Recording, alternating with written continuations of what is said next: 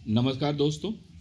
अगर आप JEE, NEET या सीयूटी की तैयारी कर रहे हैं या आपके घर में कोई 2026 में एग्ज़ाम देने वाला है, तो ये खबर आपके लिए बहुत ही ज़रूरी है। 2026 से एग्ज़ाम सिस्टम में एक बड़ा बदलाव लागू किया जा रहा है और इस बदलाव का सीधा असर लाखों स्टूडेंट पर पड़ने वाला है। अब तक क्या होता था कि फॉर्म भरते समय स्टूडेंट अपनी पसंद की एग्ज़ाम सिटी चुना करते थे। कई बार 3 से 4 शहर चुनने का ऑप्शन मिलता था ताकि स्टूडेंट अपने घर के पास या कोचिंग वाले शहर में एग्ज़ाम दे सके। लेकिन अब 2026 से यह सिस्टम ख़त्म किया जा रहा है। अब स्टूडेंट अपनी मर्जी से एग्ज़ाम सिटी सेलेक्ट नहीं कर पाएंगे।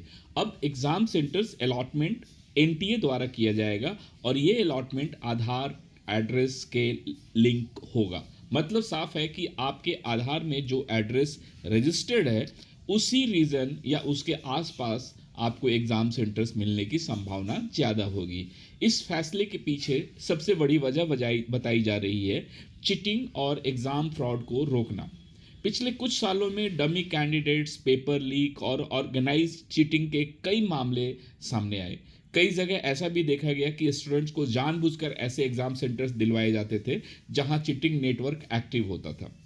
एनटीए का मानना है कि आधार बेस्ड सिस्टम से ऑर्गेनाइज चीटिंग पर काफ़ी हद तक रोक लगाई जा सकेगी।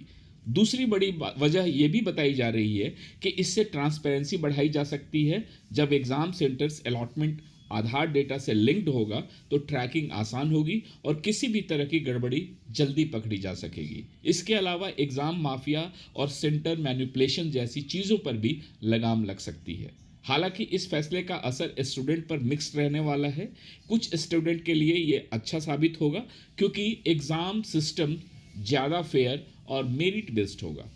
लेकिन कुछ स्टूडेंट्स, खासकर रूरल एरिया के स्टूडेंट्स के लिए ट्रैवल प्रॉब्लम बढ़ सकती है क्योंकि उन्हें अपने डिस्ट्रिक्ट से दूर सेंटर मिल सकता है।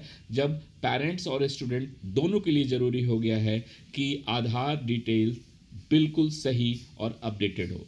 अगर आधार में पुराना एड्रेस है तो एग्ज़ाम सिटी अलॉटमेंट में प्रॉब्लम आ सकती है। इसलिए अभी से आधार एड्रेस वेरीफाई करना बहुत ही ज़रूरी हो गया है। कोचिंग इंडस्ट्रीज़ पर भी इसका असर पड़ सकता है क्योंकि पहले कुछ कोचिंग हब्स जो एग्ज़ाम सिटी एडवांटेज मिलता था, लेकिन अब सिस्टम चेंज होने के बाद सिर्फ प्रिपरेशंस और टीचिंग क्वालिटी ही मैटर करेगी। सोशल मीडिया पर इस फैसले को लेकर मिक्स्ड रिएक्शंस देखने को मिल रहे हैं। कुछ लोग इसे चीटिंग रोकने के लिए ज़रूरी कदम बता रहे हैं जबकि कुछ स्टूडेंट्स दिए। लेकिन फिलहाल ऐसा लगता है कि ये रूल लागू होकर रहेगा क्योंकि स्टूडेंट्स को अब मेंटली तैयार रहना होगा कि एग्ज़ाम सेंटर्स उनकी चॉइस से नहीं बल्कि सिस्टम अलॉटमेंट से मिलेगा। अगर आप 2026 एस्पिरेंट हैं तो अभी भी कुछ चीज़ों पर ध्यान देना बहुत ही ज़रूरी है। सबसे पहले अपना आधार एड्रेस चेक करें, आधार में मोबाइल नंबर लिंक्ड रखें, ट्रैवल प्लानिंग माइंडसेट रखें और लास्ट मोमेंट अरेंजमेंट्स पर डिपेंड ना रहें।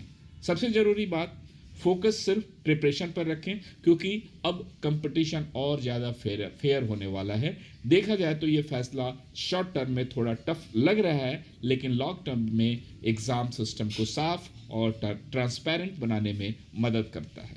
अगर सिस्टम में फेयरनेस आएगी तो जेन्युइनली मेहनत करने वाले स्टूडेंट्स को फ़ायदा मिलेगा।